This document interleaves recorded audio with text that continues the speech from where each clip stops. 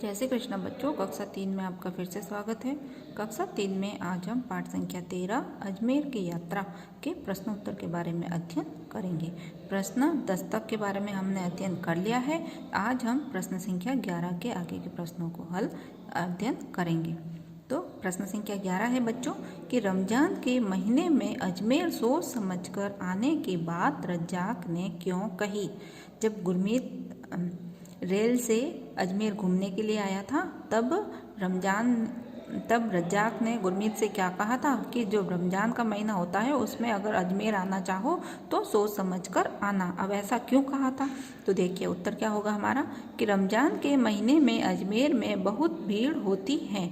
क्या कहा था कि रमजान के महीने में अजमेर में बहुत भीड़ होती है, इसीलिए रज्जाक ने गुरमीत से रमजान में अजमेर सोच समझकर आने की बात कही।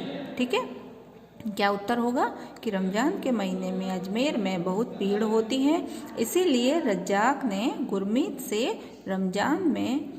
अजमेर में सोच समझ कर आने की बात कही। भीड़ भाड़ बहुत होती है तो इसीलिए रमजान के महीने में अजमेर सोच समझ कर आने की बात रज्जाक ने गुरमीत से कही थी। फिर प्रश्न संख्या 11 है बच्चों कि रमजान के दिनों में रज्जाक के मोहल्ले का प्रत्येक घर सुगंध से क्यों भर उठता है। प्रश्न संख्या 12 क्या है बच्चों कि रमजान के दिनों में रज्जाक के मोहल्ले का प्रत्येक घर सुगंध से क्यों भर उठता है। तो उत्तर क्या होगा कि रमजान के दिनों में क्या है कि रमजान के दिनों में दरगाह बाजार, क्या होगा कि रमजान के दिनों में दरगाह बाजार जहाँ रज्जाक का घर है, जहाँ रज्जाक का घर कहाँ था, दरगाह बाजार में था, तो रमजान के दिनों में दरगाह बाजार जहाँ रज्जाक का घर है वहाँ गुलाब के फूलों की भीनी भीनी खुशबू फैली रहती है। क्या कहा कि वहाँ पे गुलाब के फूलों की भीनी भीनी खुशबू फैली रहती है, इसीलिए उसके मोहल्ले का प्रत्येक घर सुगंध से भर उठता है। इसीलिए किसके मोहल्ले का, रज्जाक के मोहल्ले का रज्जाक के जो दरगाह बाजार का प्रत्येक घर है वो सुगंध से भर उठता है। प्रश्न संख्या 13 है कि यदि तुम अजमेर व पुष्कर जाओ तो वहाँ क्या क्या देखना पसंद करोगे। क्या होगा प्रश्न कि यदि तुम अजमेर व पुष्कर जाना चाहो तो क्या क्या देखना पसंद करोगे। अब देखो बच्चों, अगर आपका कोई वहाँ रिश्तेदार रहता है या आपको घूमने का मन हो गया तो अजमेर और पुष्कर जाओगे तो वहाँ पे आप क्या क्या देखना पसंद करोगे। तो उत्तर होगा हमारा कि हम अजमेर में दरगाह, अन्ना सागर, पृथ्वीराज स्मारक, सोनी जी की नसियाँ, दयानंद आश्रम, पुष्कर में ब्रह्मा मंदिर घाट, पुष्कर का जो घाट है वो, पुष्कर सरोवर, पंचकुंड इत्यादि देखना पसंद करेंगे। तो ये सारी चीज़ें बच्चों देखने में बहुत अच्छी लगती है और इनका अपना महत्व भी है। तो इसीलिए हमें, अगर आपको पुष्कर और अजमेर जाने का मौका मिले तो इन चीज़ों को अवश्य ही देखना।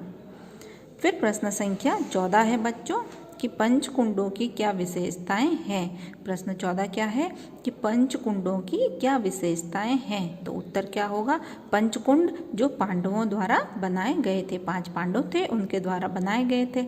अब इनकी विशेषता क्या है। तो उत्तर क्या होगा कि पंचकुंड पांडवों द्वारा बनाए गए 5 कुंड हैं। पंचकुंड क्या है, पांडवों द्वारा बनाए गए 5 कुंड हैं। इनमें गोमुख से पानी आता है। कहाँ से पानी आता है इनमें, गोमुख से,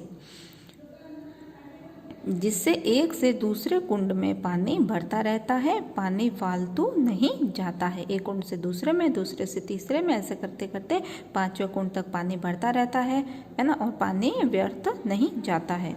अब प्रश्न संख्या है 15, अजमेर व पुष्कर के दर्शनीय स्थलों के नाम लिखिए। ठीक है, तो देखिए अजमेर के स्थलों के बारे में पहले अध्ययन कर लेते हैं और उसके बाद में पुष्कर के स्थलों के बारे में हम अध्ययन करेंगे। तो अजमेर में कौन कौन से दर्शनीय स्थल है जो हम देखने लायक हैं।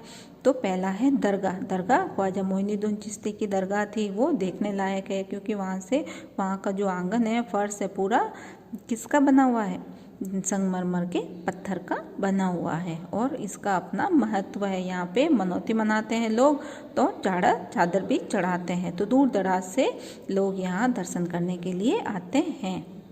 फिर है तारागढ़, तीसरा है पृथ्वीराज स्मारक, फिर है सोनी जी की नसियाँ, फिर है सुभाष बाग और महर्षि दयानंद जी का आश्रम, फिर है अन्ना सागर और दाहिर सेन स्मारक। ये सब अजमेर के स्थलों के नाम हैं। उसके बाद में है पुष्कर के स्थलों के नाम क्या होंगे, तो पुष्कर सरोवर, ठीक है, ब्रह्मा मंदिर, विश्व प्रसिद्ध मंदिर है जो पुष्कर में है ना, ब्रह्मा मंदिर, फिर है गायत्री मंदिर, फिर सावित्री मंदिर, फिर है पंचकुंड। तो ये सब पुष्कर में देखने लायक दर्शनीय स्थल हैं, ठीक है। तो जब भी मौका पड़े आपको तो इन स्थलों को अवश्य देखिएगा, ये आपके यादगार पल होंगे और इनका महत्व भी आपको पता होना चाहिए कि ये क्यों बनाए गए हैं, है ना।